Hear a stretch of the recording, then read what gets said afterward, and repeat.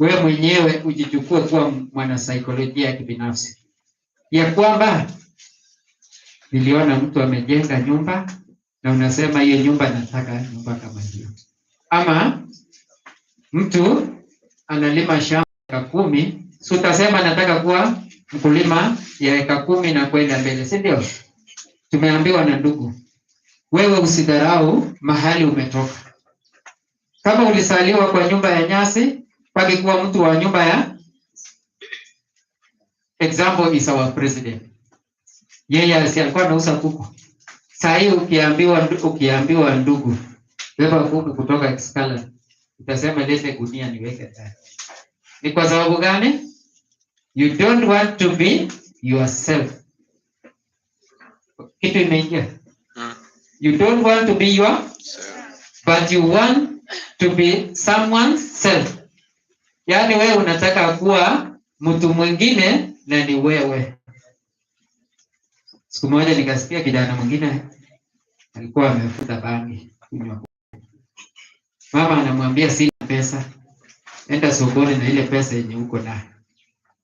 Najua yenye aliambia mama yake, akamwambia mbona huko saliwa wakati ya Kenyatta? Kwa saa hii hata kwetu tungekuwa afadhali. You don't want to be yourself. Wewe unataka kuwa self ya wengine. Believe yourself, be yourself. Umeandika kitu hapo. Believe yourself, be yourself. Mimi nitakuwa harika kweli, na mimi ni Mnandi. Ama harika atakuwa Mnandi na mimi ni kuwa Mturkana. Be yourself, have confidence. Be yourself and have what? Confidence. Ujivunie kuwa wewe.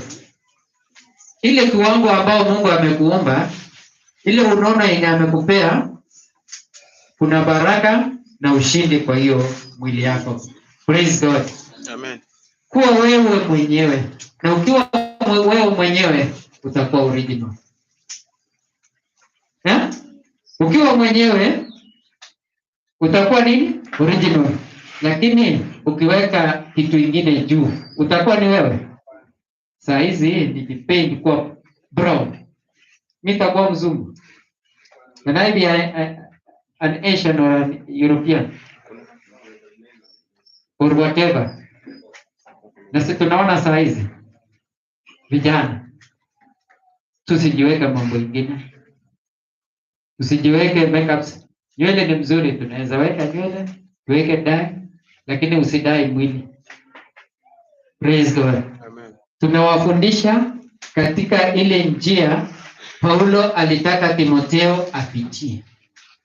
Bwana asifiwe. Amen. Paulo alitaka Timotheo awe original. Lakini kwa sababu Holy Spirit, unajua Timotheo alikuwa na miaka ngapi? Alikuwa na miaka 11. Paulo akikuja kumpata yeye katika kitabu cha 2 Timothy or 1 Timothy. He refused the idols. Wewe unakataa idols.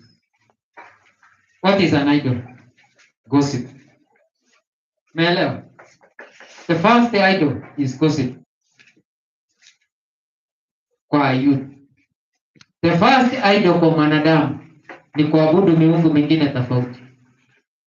Wacha hiyo isink leo. The first idol. Gossips zimefanya dunia iangamie. Bwana asifiwe. Na ilianza kwa Eve.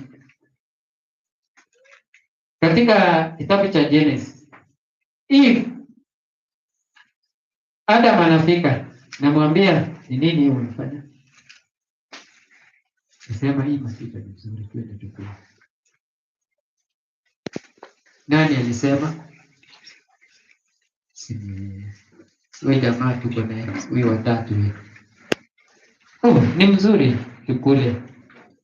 In that instant, kwa sababu ilikuwa jambo ambalo lilikuwa imepangwa na Mungu.